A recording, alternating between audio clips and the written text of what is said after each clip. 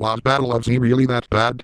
Or did the Dragon Ball Z 3D gaming community think the game was going to be but a mash for Identical Character Fest 2013, and got butthurt when they couldn't even get past Mission 26 without abusing the ultimates? Hello viewers, today I will stating my viewpoint in Battle of Z, my experience with it, and after all that is done, expose the everlasting shit out of everyone who called this worse than Ultimate Tenkaichi. Right off the bat, I will admit that the game will never be as technical as the Budokai series, Burst Limit, or Super Dragon Ball Z. Battle of Z is unique, however, for actually requiring teamwork in order to achieve victory.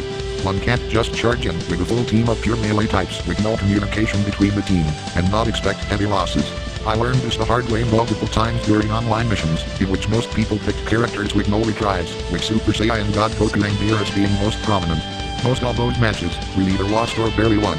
That drove me to consistently pick either No 10 or one of the non-SSJ to Team Goddams, whenever I smelled any sign of a bad team. I still named Super Saiyan No 10 to this day and know some really good tricks in how to play support types properly. Sometimes I even saw idiots completely ignore that I needed reviving and just kept mindlessly attacking the boss, even though there were already two capable melee types holding it down. In the combo department, Battle of Z has one combo per character, which can link into that character's special moves and supers, Team Meteor combos, or sometimes into the same combo. Key-type characters combo by using both the melee button, which they have less damage in than a melee type, and the rarely used key button, which they are stronger in. That isn't horrible gameplay mechanic-wise. What is being complained about though is that you can't after-image or vert the combo, once the first hit has connected. Well, I have a simple solution for you. Dodge the damn combo before it hits you or use a remove wrenching card. Wait, that reminded me of the card and item system. This allows characters to get stronger through using the right stat increasing cards, and items that one could buy from the in-game shop. One item, which you could only buy 3 of in 1 week, can increase someone like Super Saiyan Vegeta, with the right cards, to a ridiculous amount of power easily above 2,000.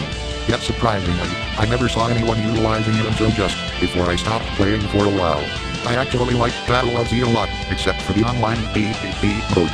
Well, not the mode itself, but the community inside the mode. There were way too many toxic players and remove wrench brawly users, and even then, when there were many, almost no one knew how to play a T-Blast type. This wouldn't have been problematic if Vegeta and Super Saiyan 3 no tanks weren't part of the top 5 used characters in the game. Combine this with no retries in the normal game mode, and you get a whole bunch of raging numbskulls from your team or the losing team. Isn't that fun? For most people, not that fun at all.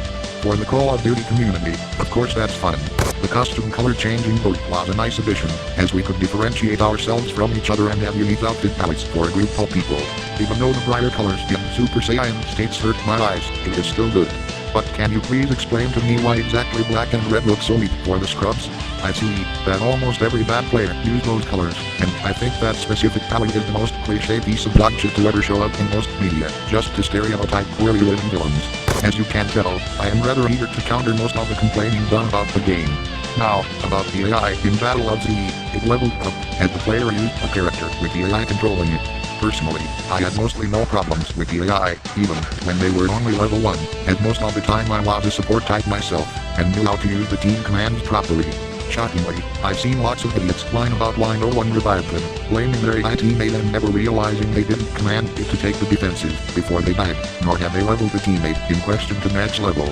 These people also fail to realize that in these games, the world doesn't revolve around them, and if they wanted to play a game which does, then I would tell them to go find it themselves.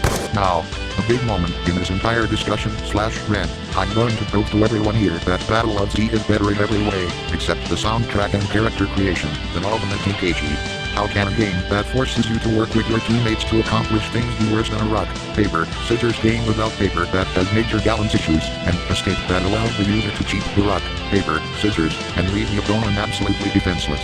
At least the online mode in Battle of Z was stable, as long as one had someone not too far away from his location in the match.